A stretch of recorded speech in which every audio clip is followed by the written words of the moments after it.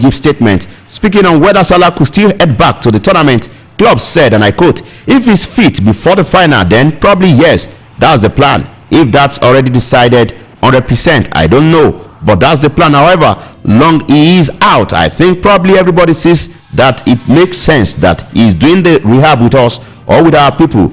That's the plan. But if that's not written in stone already, I don't know." Speaking further, he said, and I quote, "I spoke with him directly after the game, pretty much the night it happened. Since then, he's been in contact with our doctor, so the doctor tells me that I think he will be back." End of quote. On whether Salah could feature again for Egypt during AFCON, the manager said he is not a doctor, that the doctor will give the final verdict whether Salah will be back in the African Cup of Nations or he will be out totally of the tournament.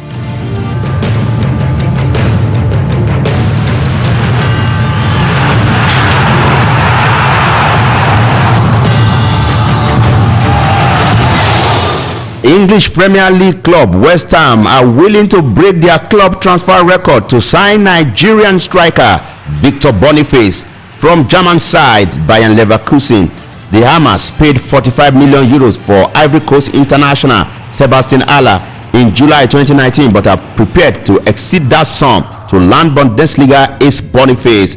The Nigerian international is currently sidelined with a groin injury, which necessitated his exclusion from the Nigerian squad to the ongoing African Cup of Nations in Ivory Coast. But prior to the setback, the 23-year-old had netted 16 goals plus 8 assists in all competitions this time for Xabi Alonso's impressive side and is Leverkusen's top scorer. He has been instrumental in their quest for a first Bundesliga title, and they sit first in the table with 48 points after 18 matches. Their last 2 games without Boniface have been won in added time, and they seems to have missed his clinical finishing. The ex-Bordeaux G-Limit and Union Saint-Gilloise forward penned a 5-year deal when he signed for Leverkusen last July. Meaning Boniface still have almost 4 years in his contract. Also, Bay Arena Chiefs are under no pressure to sell him. Boniface price tag may rise should a bidding war surface, claiming Chelsea and Newcastle are also 2 other clubs interested, while 14-time Champions League winner Real Madrid have also been linked with the Nigerian. West Ham United are also eager to land an out number 9 this month with injured attacker Jarrod Bowen, their top scorer.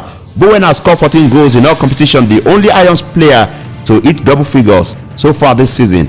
Boniface is currently in the rehabilitation phase of his recovery after undergoing a surgery on his groin injury. Yes, a successful one.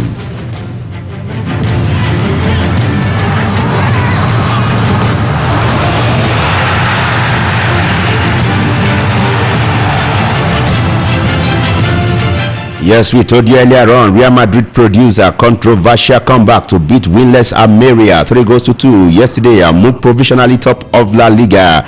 Daniel Carvajal ran home the winner in the 99th minute to settle a wide and hugely entertaining clash at the Santiago Bernabeu, where Madrid had trailed 2-0. Almeria took a 2-goal lead in the first half through Laji Ramazani 38 minutes and strike and a screamer from Edgar Gonzalez.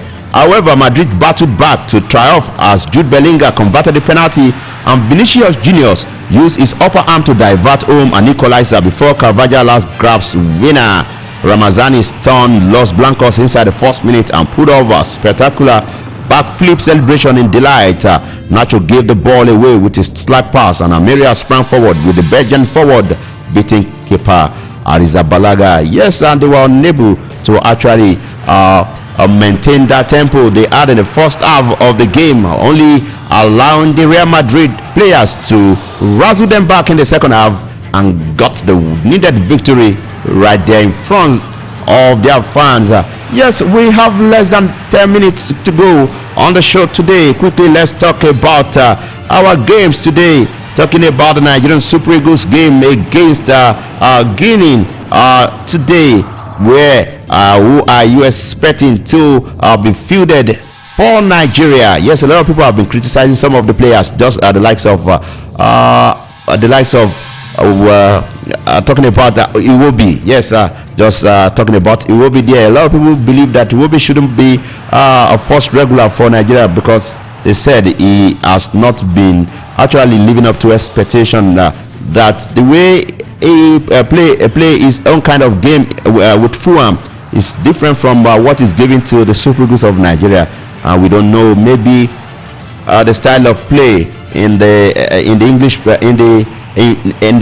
English side, talking about Fulham, is somehow different from what is being paraded in the Super Eagles of Nigeria.